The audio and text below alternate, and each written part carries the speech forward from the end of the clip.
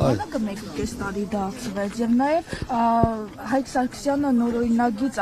քաշեց, որ պետք է կարող են գումար տալ եւ ազատվել բանակից։ Ինչ է կարծում, սա բանակի վրա ինչպես կազդի, կլավացնի բանակը, թե հակավակարգությունը։ 1.5 տարվա հարցում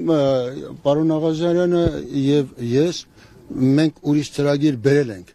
Մենք դեմ ենք եղել, որ փողով բանակից ազատվեն մարդիկ, որ պարտավոր են բոլորը առնվազն գոնե 6 ամսից 8 ամիս ծառայեն, սովորեն զինվոր դառնալ, հետո նրանց հետո իրենք որոշեն, ուզում են ծառայել թե չէ։ Այդպես պետք է լիներ։ Դրա համար մենք այդ ծրագրին դեմ ենք եղել։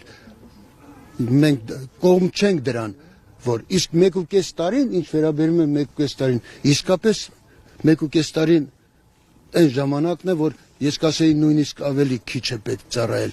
որովհետև մենք գնում ենք պրոֆեսիոնալ բանակին ու պետք է գնալ պրոֆեսիոնալ բանակին, իսկ այդ 6-8 ամիսը պետք է որպեսզի տվյալ անձը, երիտասարդը, ուղղակի զինվոր դառնա, ոչ թե զինվորական, այլ զինվոր դառնա, հարկ եղած դեպքում, ինչպես Շվեյցարիայում, կներեք, ասում են Շվեյցարիան բանակ չունի, բայց Շվեյցարիան ամբողջ երկիրը բանակ է, դուք գիտեք շվեյցարական այդ ազգ բանակ տարբերակը ինչպիսին է, բոլոր տները զինված են, բոլորը զինված են, Եվրոպայի կենտրոնում, դրա համար էլ նա չեզոքությունը պահպանեց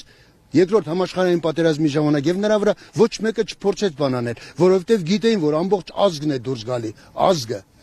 Իսկ մենք չպիտի մտածենք, որ մենք վաղը չմիսել ենք գալու ենք Եվրոպայի կենտրոնում ապրենք, առավել ևս։ Մենք ապրելու ենք այստեղ եւ մենք պետք է չմոռանանք, որ մեր հարևանները, ում հետ պիտի կամաց հարաբերությունները լավացնենք, իրենց դարավոր պլաններից չեն հրաժարվել։ Եվ հետեւաբար մենք պետք է պատրաստ լինենք հակազդեցության այդ իմաստով եւ շարունակել բենզին բերել, ոչինչ, ցորել բերել, ինչ ուզում են անել։ Բայց երբեք չմոռանալ, որ իրենց պլանները, Թուրքիայի պլանները 100 տարի առաջվա, 200 տարի առաջվա բացարձակապես չեն փոխվել։ Շնորհակալություն։ Ստեյս չուն։